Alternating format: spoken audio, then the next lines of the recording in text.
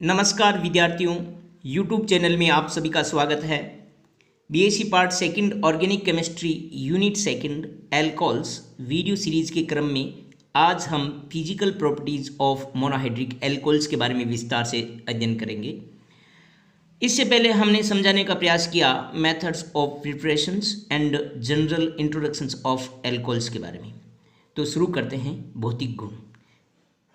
जो lower alcohols हैं वो जनरली लिक्विड अवस्था में होते हैं, यानी कि कार्बन संख्या जिसकी 12 से कम है और वो पानी के अंदर भी घुलनशील है और लिक्विड फॉर्म में होते हैं। जैसे ही कार्बन संख्या 12 या उससे अधिक वाले एल्कोहल्स की बात करते हैं तो वो सॉलिड एवं कलरलेस होते हैं तथा इनकी जो सोल्युबिलिटी है पानी के अंदर वो घटती जाती है with increasing of molecular weight. तो मोलिकुलर वेट जैसे जैसे बढ़ता है उनकी पानी के अंदर घुलनशीलता घटती जाती है। ऐसा इसीलिए होता है क्योंकि जब एल्किल पार्ट उस एल्कोहल्स का बढ़ता है तो प्लस आई इफेक्ट बढ़ने के कारण हाइड्रोजन बॉन्डिंग घट जाती है और हाइड्रोजन बॉन्डिंग घटने से पोलैरिटी घट जाती है, पोल्स बनने की टेंडेंसी घट जाती है और जो पोलर सॉल्वेंट है जल उसमें घुलनशीलता भी कम हो जाएगी। ये मेजर कारण है। और ये बॉइलिंग पॉइंट की बात करते हैं तो एल्कोहल है वो अपने संगत एल्कीन से, यानी कि सेम मोलिकुलर वेट वाली एल्कीन या एल्केन से ये जो एल्कोहल का बॉइलिंग पॉइंट है वो ज़्यादा होता है। इसका कारण ये है, या एल्कीन कीजिए, एल्केन या एल्कीन्स। इसका कारण यह है कि एल्कोहल्स के अंदर हाइड्रोजन बॉन्डिंग होती है और हाइड्रोजन बॉन्डिंग होने के कारण मॉलिक्यूल्स एक दूसरे से कोगुलेट यानी संगुलित अवस्था में रहते हैं। एक मॉलिक्यूल्स दूसरे मॉलिक्यूल्स एल्कोहल के मॉलिक्यूल्स के साथ जो इंट्रैक्शंस फोर्सेज है उनसे आकर्षित रहते हैं और इन हाइड्रोजन बंध को ब्रेक करने के लिए कुछ एक्स्ट्रा एनर्जी की आवश्यकता होती है और इसीलिए इनका जो बॉइलिंग पॉइंट है एल्कोहल्स का एल्केन कॉरस्पॉन्डिंग जो एल्केन है उसकी तुलना में कुछ उच्च होता है। और बॉइलिंग पॉइंट और melting point of alcohol shows a regular increase with the increase in the number of carbon atoms. जैसे जैसे हम कार्बन एटम्स में इंक्रीज होता है तो बॉइलिंग और मेल्टिंग पॉइंट है वो रेगुलरली बढ़ते जाते हैं। अब हम बात करते हैं हाइड्रोजन बॉन्ड्स की। हाइड्रोजन बॉन्ड्स की बात करने से पहले हम ये समझाने का प्रयास करेंगे कि हाइड्रोजन बॉन्ड्स होता क्या है। Hydrogen bonds hydrogen bond is a primarily electrostatic force of attractions between hydrogen atoms which is covalently bonded to a more electronegative atom or group and another electronegative atoms bearing a lone pair of electrons। इसको हम इस उदाहरण के माध्यम से समझने का प्रयास करते हैं कि हाइड्रोजन बॉन्ड हम उस बॉन्ड को कहते हैं। ये हाइड्रोजन बॉन्ड है एक इलेक्ट्रोस्टैटिक फोर्स ऑफ अट्रैक्शंस है। किन किन के बीच में अट्रैक्शंस है, इलेक्ट्रो फोर्स ऑफ अट्रैक्शंस हैं। ये हैं उच्च हाई इलेक्ट्रोनेगेटिव एटम से जो बंधा हुआ हाइड्रोजन एटम है वो अन्य किसी अणु के उच्च इलेक्ट्रोनेगेटिव एटम के साथ अट्रैक्ट होता है जिसके पास लोन पेयर ऑफ इलेक्ट्रॉन हो। तो ये हाइड्रोजन एटम है। ये किन दो एटम्स के मध्य उपस्थित हों, हाई इलेक्ट्रोनेगेटिव एटम्स के मध्य उपस्थित हों तथा एक हाई इलेक्ट्रोनेगेटिव एटम से तो कोवेलेंटली जुड़ा हुआ है और सेकंड जो हाई इलेक्ट्रोनेगेटिव एटम है यहाँ ऑक्सीजन है। यहाँ पे आप देख सकते हैं जल के मॉलिक्यूल्स का एग्जांपल्स हम समझाने का प्रयास कर रहे हैं। यहाँ ऑक्सीजन के पास लोन पेयर ऑफ इलेक्ट्रॉन्स हैं तो हाइड्रोजन एटम्स जो कि कोवेलेंट बॉन्ड से उच्च विद्युत ऋणी परमाणु से जुड़ा हुआ है अन्य उच्च विद्युत ऋणी परमाणु के साथ आकर्षित होता है और अन्य उच्च विद्युत ऋणी परमाणु के पास लोन पेयर ऑफ इलेक्ट्रॉन्स होने चाहिए और इनके बीच का जो ये आकर्षण है वो क्या कहलाता है, हाइड्रोजन बॉन्ड्स कहलाता है। और ये जो हाइड्रोजन बॉन्ड है इस हाइड्रोजन बॉन्ड की जो एनर्जी है वो वंडरवॉल्स फोर्स से तो ज़्यादा है बॉन्ड एनर्जी, जबकि कोवेलेंट बॉन्ड से इसकी एनर्जी क्या है, कम है। तो हाइड्रोजन बॉन्ड्स की जो डेफिनेशंस हैं उससे आप समझ चुके होंगे कि एल्कोहल्स है, एल्कोहल्स के अंदर क्या है, OH ग्रुप है। OH ग्रुप क्या है, highly polar and capable of forming hydrogen bonding. Alcohols में भी जो OH ग्रुप हाइड्रोक्सिल समूह है वो हाईली पोलर है और हाइड्रोजन बॉन्डिंग बनाने में सक्षम है। हम एग्जाम्पल्स के माध्यम से समझने का प्रयास करते हैं। हाँ, इससे पहले ये देखिए, हमने बात बीच में रख दी कि हाइड्रोजन बॉन्डिंग की जो एनर्जी होती है, बॉन्ड एनर्जी, वो 10 से 40 किलो जूल प्रति मोल होती है, जबकि वांडरवाल्स फोर्स से अधिक है तथा कोवलेंट बॉन्ड से ये इसकी बॉन्ड एनर्जी क्या है, कम है। हाँ, एग्जाम्पल्स के माध्यम से समझाने का प्रयास करते हैं। ये एल्कोहल है, ये एल्कोहल में ये हाइड्रोक्सिल ग्रुप है। हाइड्रोक्सिल ग्रुप हाईली पोलर है क्योंकि ऑक्सीजन और हाइड्रोजन की विद्युत ऋणता में अधिक अंतर है।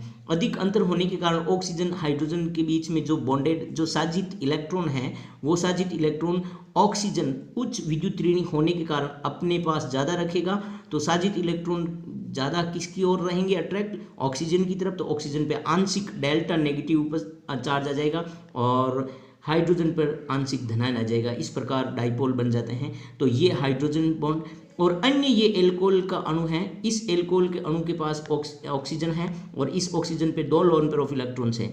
तो हाइड्रोजन बॉन्ड एक तो कोवलेंटली बॉन्ड से उच्च विद्युत ऋणी ऑक्सीजन से जुड़ा हुआ है और दूसरे ऑक्सीजन अणु, दूसरा एल्कोहल अणु जिसमें ऑक्सीजन परमाणु है, उसके साथ इलेक्ट्रोस्टैटिक्स फोर्स ऑफ अट्रैक्शन से आकर्षित है। तो इसको हम क्या कहेंगे, हाइड्रोजन बॉन्डिंग कहेंगे। और इस हाइड्रोजन बॉन्डिंग के कारण ही इसके भौतिक गुणों में फ्लैक्चुएशन आता है संगत एल्केन के।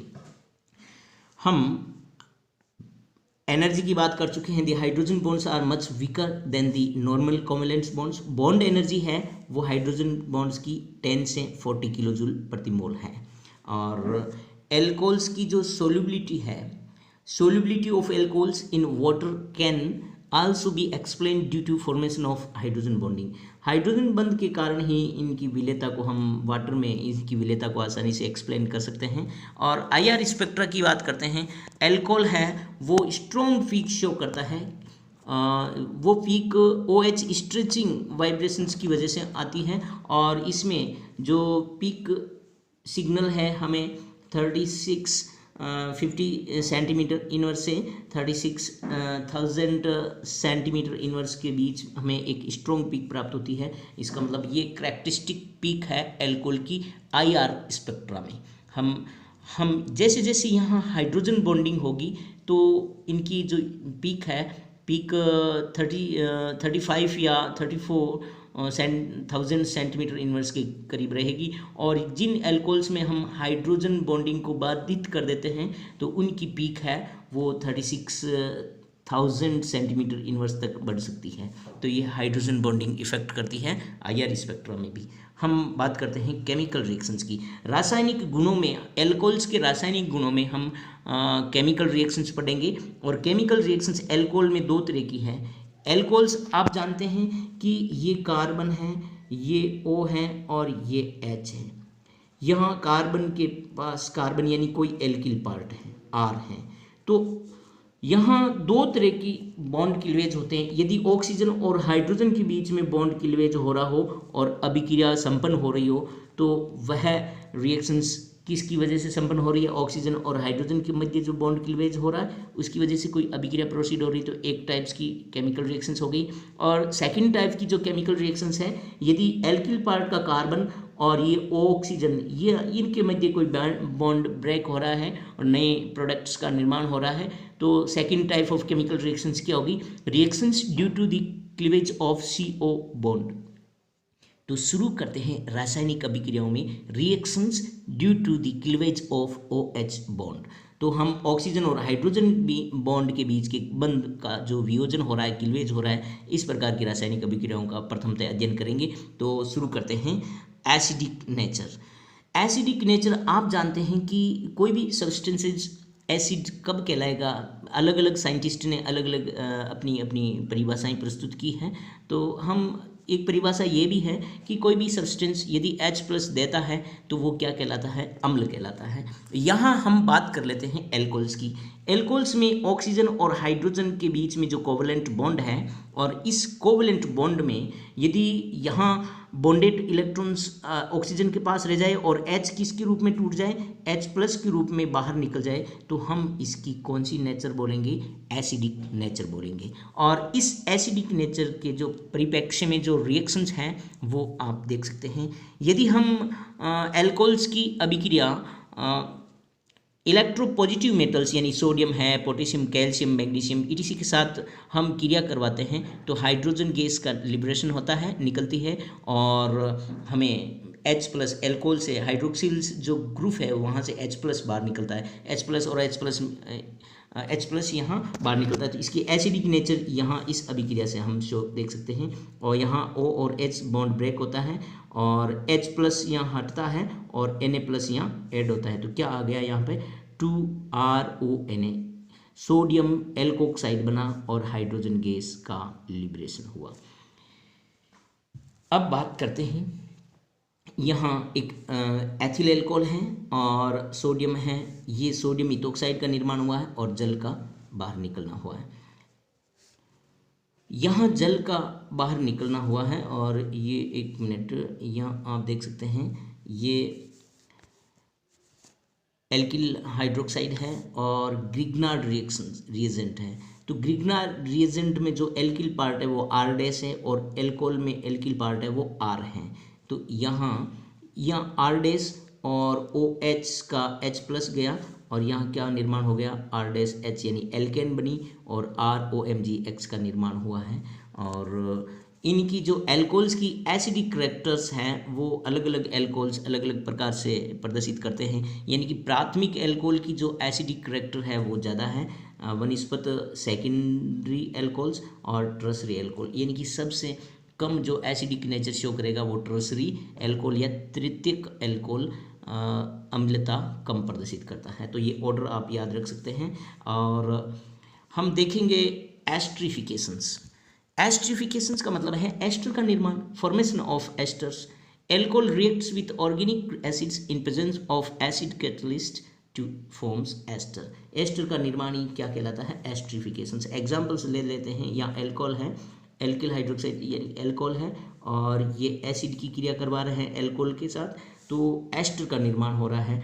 और यहाँ एस्टर का निर्माण हो रहा है, हमें ये मालूम नहीं चल रहा है कि यहाँ एल्कोहल का O और H बंद ब्रेक हुआ है या C और O बॉन्ड ब्रेक हुआ है। तो इसके लिए हम एक आइसोटोपिक ऑक्सीजन ले लेते हैं। आइसोटोपिक ऑक्सीजन्स के द्वारा भी हम ये मालूम कर सकते हैं कि एस्टर का निर्माण में जो एल्कोहल है, एल्कोहल का O और H बॉन्ड ही ब्रेक हुआ है। एक अन्य उदाहरण है एथिल एल्कोहल और एसिटिक एसिड्स। इससे भी हमें क्या मिलता है, एथाइल एसीटेट मिला और जल का अणु बाहर निकला है। ऑर्डर ऑफ रिएक्टिविटी में हम देखेंगे यहाँ जो एस्ट्रिफिकेशंस की जो क्रियाशीलता है उसमें 1 डिग्री एल्कोहल उनकी क्रियाशीलता ज़्यादा है और 2 डिग्री की कम है और 3 डिग्री की एल्कोहल की क्रियाशीलता उससे भी कम है।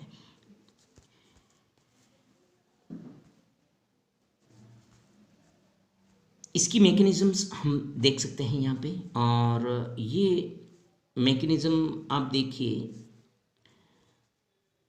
यहाँ एक एसिड है आप देख सकते हैं RCOOH और हमने कैटलिस्ट के रूप में एसिडिक कैटलिस्ट लिया है, तो H+ अटैक करेगा। H+ कहाँ अटैक करेगा, इसको लोन पेयर ऑफ इलेक्ट्रॉन मिल रहे हैं ऑक्सीजन के पास से, तो ऑक्सीजन के लोन पेयर ऑफ इलेक्ट्रॉन से ये H+ जुड़ जाएगा और क्या हो जाएगा, ऑक्सीजन के साथ बॉन्ड बन जाएगा और ऑक्सीजन अपने लोन पेयर ऑफ इलेक्ट्रॉन्स बंद बनाने में भाग ले लिया है इनके LPs ऑक्सीजन और हाइड्रोजन के मध्य, तो ऑक्सीजन पे क्या आ गया, पॉजिटिव चार्ज आ गया। अब ये पॉजिटिव चार्ज उच्च विद्युत ऋणी परमाणु के साथ है, तो इसका मतलब ये पॉजिटिव चार्ज अस्थायी व्यवस्था है। तो ये पाई बॉन्ड कार्बन और ऑक्सीजन के बीच में जो पाई बॉन्ड है, इस पाई बॉन्ड के इलेक्ट्रॉन शिफ्ट होंगे ऑक्सीजन की तरफ और इसकी जो कमी है वो कहाँ आ गई, कार्बन पे आ गई। और इस कार्बन की कमी को पूर्ति कौन करेगा, इस ऑक्सीजन के लोन पेयर ऑफ इलेक्ट्रॉन इधर मूव हो जाएंगे, तो डबल बॉन्ड कहाँ आ गया, इस कार्बन और ऑक्सीजन के बीच में, और ऑक्सीजन इस ऑक्सीजन पे कमी उत्पन्न हो गई और यहाँ ऑक्सीजन पे सिंगल बॉन्ड हो गया, ये रेजोनेंस हुआ है। और हम इसको रेजोनेटिक हाइब्रिड बनाते हैं, तो ऑक्सीजन पे carbon oxygen carbon oxygen carbon oxygen पे पॉजिटिव चार्ज इस प्रकार यहाँ इतना डिलोकलाइज्ड होता है और ये पॉजिटिव चार्ज इस रेजोनेटिक स्ट्रक्चर की वजह से स्थायी है। और अब ये कार्बन जो पॉजिटिव चार्ज है वो इस कार्बन सेंटर यानी कि नाभिक पर, कार्बन वाले नाभिक पे अन्य अणु जो एल्कोहल का जो अणु है रिएक्शन स्पीसीज रिएक्शन सेल में उपस्थित है, एल्कोहल के अणु के जो ऑक्सीजन के पास 2 लोन पेयर ऑफ इलेक्ट्रॉन्स है, उनमें से एक लोन पेयर ऑफ इलेक्ट्रॉन्स कहाँ पूर्ति करेगा, इस कार्बन की डेफिशिएंसी, इलेक्ट्रॉन डेफिशिएंसी को, इलेक्ट्रॉन्स की कमी को पूर्ति करेगा ये लोन पेयर ऑफ इलेक्ट्रॉन। तो ये ऑक्सीजन एल्कोहल का कहाँ जुड़ जाएगा, कार्बन से जुड़ जाएगा। तो ये कार्बन है, इस कार्बन से ऑक्सीजन जुड़ गया एल्कोहल वाला और ऑक्सीजन पे अब क्या हो गई, यहाँ पे कमी हो गई। और इस ऑक्सीजन पे कमी की पूर्ति के लिए यहाँ से जो हाइड्रोजन बॉन्ड है, यहाँ का हाइड्रोजन बॉन्ड बाहर निकलेगा और ये हाइड्रोजन बॉन्ड बाहर निकलेगा और H+ के रूप में, और H+ के रूप में निकलेगा तो यहाँ इलेक्ट्रॉन ऑक्सीजन की कमी को पूर्ति करेंगे और H+ वाले जो H+ है, प्रोटॉन है, वो कहाँ जुड़ जाएगा, इस ऑक्सीजन के लोन पेयर ऑफ इलेक्ट्रॉन से जुड़ जाएगा। यहाँ जुड़ने से इस ऑक्सीजन पे क्या आ गई, कमी आ गई। तो आप देख सकते हैं यहाँ देखिए, इसमें यहाँ ऑक्सीजन पे कमी है और यहाँ से अब यह जल का अणु H2O, ये जल का अणु बाहर निकल गया, जल का अणु बाहर निकला और यहाँ ऑक्सीजन और हाइड्रोजन के बीच में जो बॉन्डेड इलेक्ट्रॉन्स हैं वो इस ऑक्सीजन की तरफ शिफ्ट होंगे और इस कार्बन और ऑक्सीजन के बीच में डबल बॉन्ड उत्पन्न हो गया और ये इधर जल का अणु बाहर निकला है। तो हमें इस प्रकार ये एस्टर का अणु प्राप्त हुआ है और यहाँ से जो H+ बाहर निकला है वो ये H+ है। तो एक H+ बाहर निकला है और जल का अणु बाहर निकला है ये, और हमें एस्टर का निर्माण हुआ है और इस कार्बन और ऑक्सीजन के मध्य में ये डबल बॉन्ड उत्पन्न हुआ है। तो इस प्रकार की ये मैकेनिज्म है, एग्जाम्स में पूछ सकते हैं। एस्टरिफिकेशंस की मैकेनिज्म बताइए, अल्कोहल के साथ हम एसिड्स की क्रिया करवाते हैं तो इसकी मैकेनिज्म और रेजोनेटिक स्ट्रक्चर को आपको प्रदर्शित करना है। और अब हम पहले ही बात कर चुके हैं कि evidence of breaking of OH bond, OH bond break होगा, इसके पक्ष में क्या साक्ष्य हैं, इसके पक्ष में ये साक्ष्य हैं कि यदि हम एल्कोहल में ऑक्सीजन है वो इसका ऑक्सीजन का आइसोटोप ले लेते हैं, समस्थानिक ले लेते हैं ऑक्सीजन 18 वाला, और एसिड्स के साथ जब रिएक्शंस करवाते हैं तो हमें जो प्रोडक्ट मिलता है एस्टर, उस प्रोडक्ट में एक ऑक्सीजन है वो क्या है, कार्बोनिल वाला ऑक्सीजन नहीं, और COR वाला जो ऑक्सीजन है वो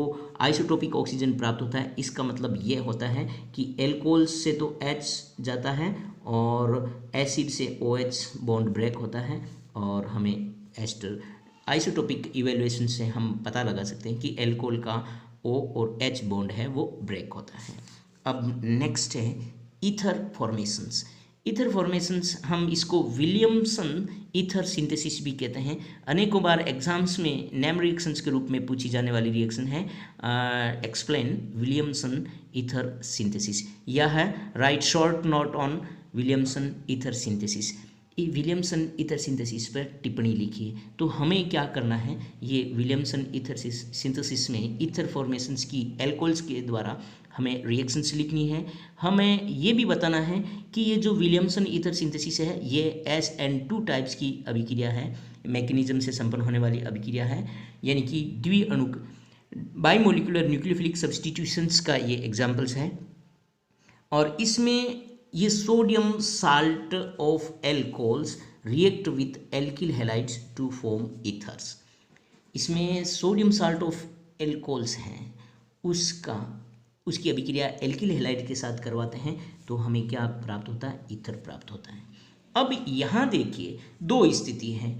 यहाँ ये स्थिति है कि यहाँ एल्किल जो आयोडाइड है, एल्किल हैलाइड है, इस एल्किल हैलाइड्स, अभी यहाँ तो हम देखते हैं प्राइमरी एल्किल हैलाइड से, यदि यहाँ alkyl halides tertiary alkyl halides ले लूँ यहाँ, तो अभिक्रिया की क्रियाशीलता घट जाएगी, क्योंकि 3 डिग्री एल्किल हैलाइड्स लेते हैं तो विलोपन की अभिक्रिया संपन्न हो जाएगी, E2 रिएक्शंस, विलोपन की अभिक्रिया। इसीलिए हम यहाँ क्या ले रहे हैं, प्राइमरी एल्किल हैलाइड्स ले रहे हैं विलियमसन्स ईथर सिंथेसिस में, प्रोडक्ट के रूप में ईथर प्राप्त करने के लिए हम क्या ले रहे हैं, एल्किल हैलाइड्स कौन सा ले रहे हैं, प्राइमरी एल्किल हैलाइड्स, प्राथमिक एल्किल हैलाइड्स ले रहे हैं। और ये सोडियम इथोक्साइड है, ये सोडियम इथोक्साइड एल्कोक्साइड, एल्कोक्साइड्स में यहाँ एल्किल पार्ट है वो टर्सरी एल्किल पार्ट ले रहे हैं। तो ये टर्सरी एल्किल पार्ट लेना इस अभिक्रिया के फॉरवर्ड डायरेक्शंस को प्रोसीड करने के लिए फेवरेबल है। और आप देखिए ये एक एग्जांपल्स हैं, ये सोडियम टी ब्यूटोक्साइड है और ये मेथिल आयोडाइड है और हमें देखिए ये ईथर प्राप्त हुआ है। अब हम नेक्स्ट रिएक्शंस देखेंगे, reactions with acid chlorides and acid anhydride.